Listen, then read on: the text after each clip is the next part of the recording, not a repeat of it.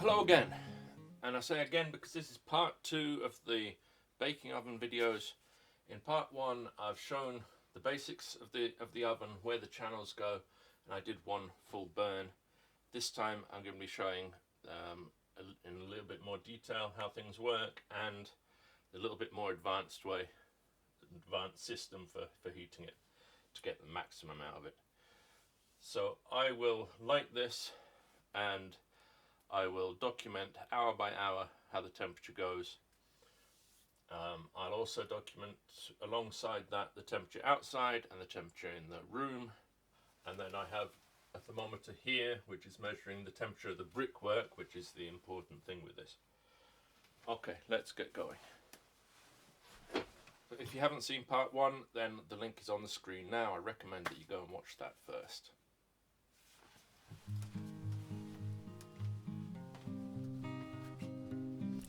So why am I showing you 2 ways to heat this thing? If there is a more efficient way to get more heat out of it, then why is there another way? And there is an answer to that. Firstly, the way that I showed you in part 1 is great if you're going to light the baking oven and then go off to work, come back, and you can close the baffles and you know you're heated for the next couple of days. But I think the more logical reason, the reason I think that they're built this way, is that traditional Finnish rye bread, once you mix the flour with the rye starter, because they don't use yeast, and mix that, you then leave it to stand or prove for 5 hours.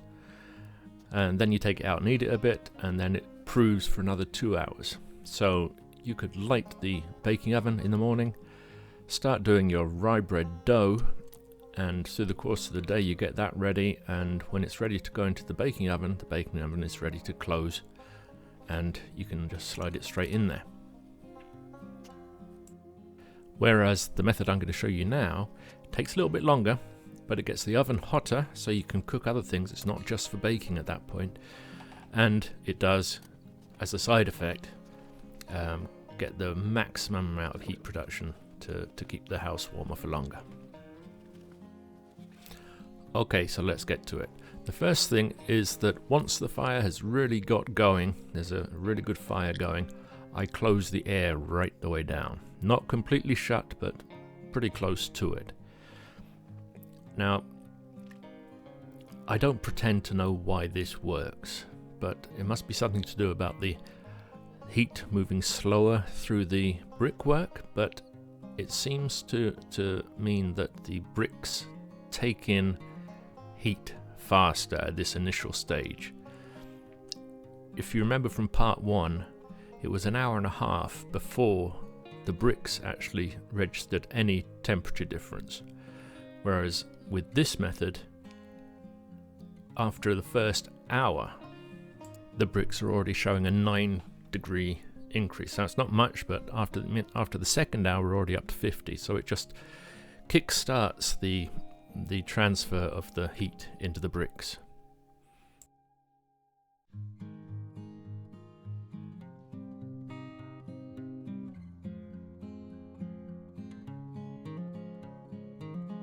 Now I know what people are going to say, that by reducing the amount of air going into the nest, then I'm creating an inefficient burn in there.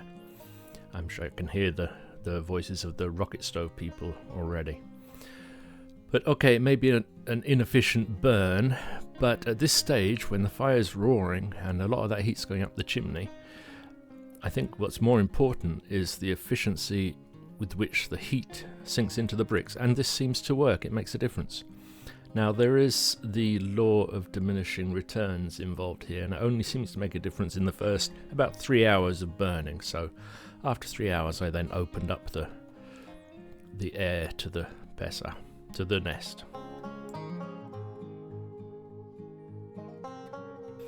I'm also aware that the less than optimum burn for a few hours means there's going to be more soot and deposits, but I'm not worried about that. The baking oven has itself 6 clean out ports which are cleaned regularly, and the chimneys are swept twice a year, so not an issue.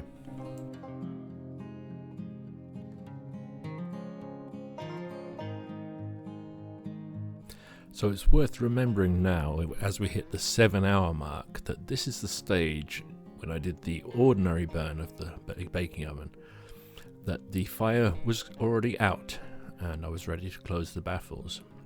In this instance, we're still going,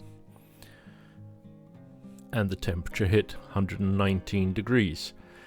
Now, at 7.5 hours, that went down to 118, so I decided that we'd peaked.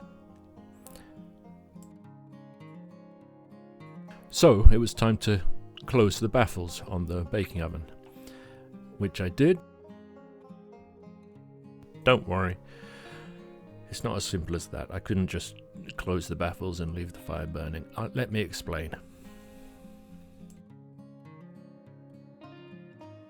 So the temperature is now at 118. It was at 119, so we've got to the top. And this is where there's the biggest difference with this second method of heating this up. What I'm going to do is I'm going to take all the coals that are now in there, and that's all that's there anymore, it's just coals.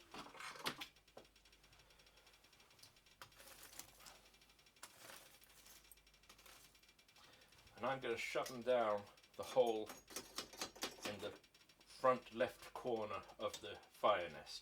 I'll show you that hole.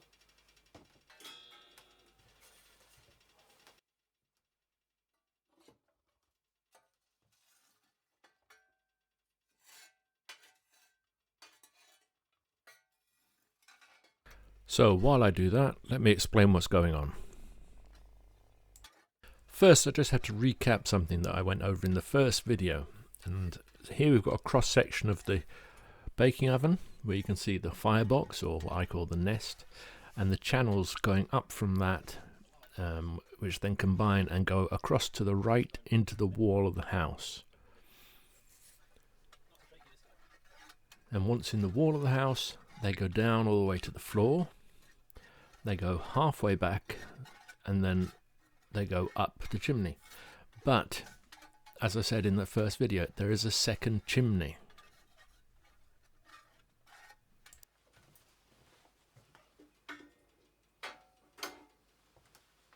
So all the coals are now down in that hole. I now close the bottom chamber off.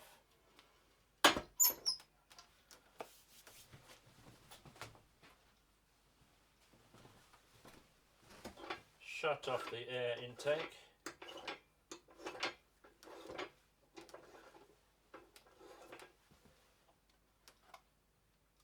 And I think I've just broken the thermometer.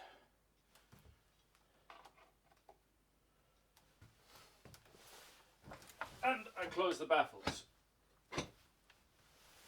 Now, you're probably thinking you can't close the baffles, carbon monoxide. But let me explain.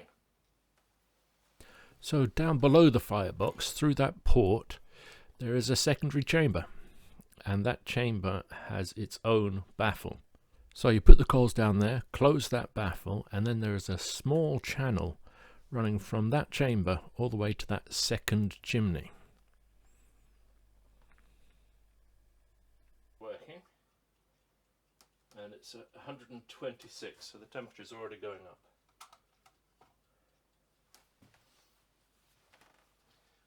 And last time I heated it, you will have seen, if you saw the first video, that once I closed the baffles, the temperature started really going up quickly. And what we've done here is we're getting that bump in heat right when the baking oven is at its hottest. And that's just when those coals are like that.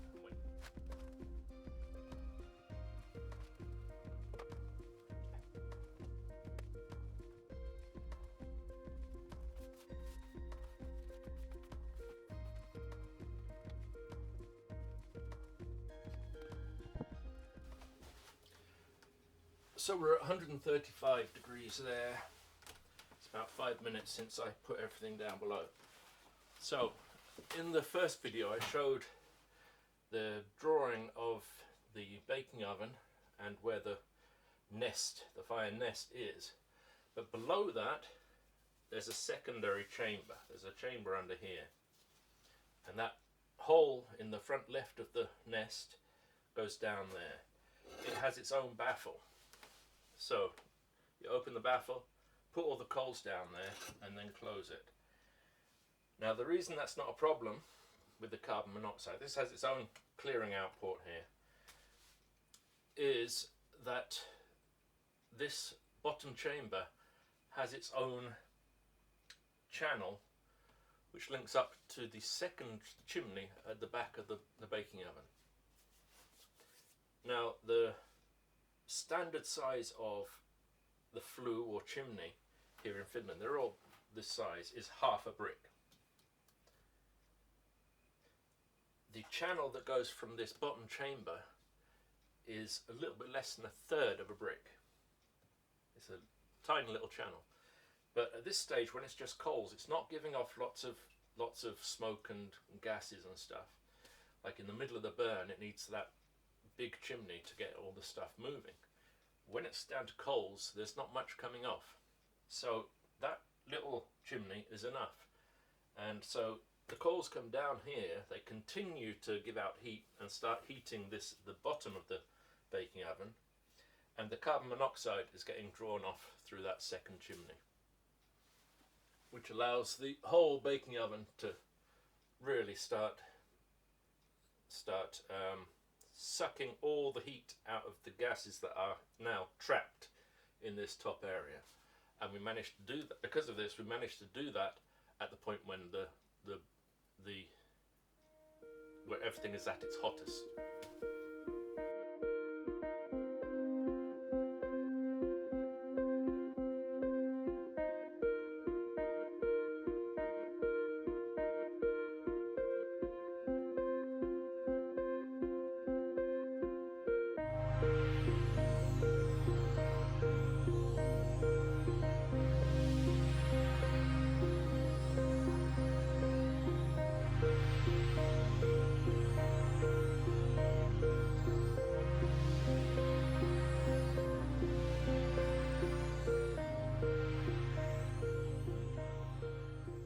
So with both the method shown in the first video and the one shown in the second video, we ended up closing the baffles off at about the 7-hour mark. But the difference is, with the second method, we can then cook at a much higher temperature, and the house is going to stay hot for a lot longer. Now, if you weren't going to cook, there is a second method to do this. To be honest, I don't use the method, but I'll let you know just so that you know. You may have noticed that when I close the baffles, there are two baffles. And I close the baffles. Now the lower baffle has a hole in it. And that means that once you got to that 7-hour mark and you judged that you'd hit the top temperature, you could close that lower baffle. And again, you're left with a little hole where the carbon monoxide is going to get drawn up. I don't use it because I'm a bit paranoid about the carbon monoxide. Obviously, I've got a carbon monoxide detector, but that's just a method I don't use. And so it continued. The brick temperature on the baking oven gradually drops, but the room temperature stays pretty even. Do bear in mind this is the temperature of the bricks on the brick oven, not the oven itself, which is significantly hotter. And here we've got a good point of reference. The temperature at 24 hours in the first video was 90 degrees, and using this method we're at 110. Now I had to stop monitoring temperatures once we got to the 48-hour mark. In the first video, in the simple method, at the 48-hour marks, I think it was around about 40 degrees that we got to. Now the reason I had to stop this time at 48 hours is that in a couple of days' time we're expecting temperatures outside to go down to about minus 23 degrees, which is minus 9.4 Fahrenheit. So I'm going to have to heat up a couple of the other fireplaces in the house to get the house warmed up ready for that. Now, interestingly, one of the other fireplaces that I'm going to be heating up is this one. And this is a really interesting one. In fact, it's interesting enough that I think I might have to do a video on it. It's effectively a kind of a rocket stove. But what the rocket stove people will find interesting is that it seems that rocket stoves did not arise in the 1980s, because these ones were being built in Russia in the late 1800s. So, if you think that might be of interest to you, then please subscribe and you'll get a notification when I post new videos and new projects. Thanks for watching, and I really hope that this information helps somebody.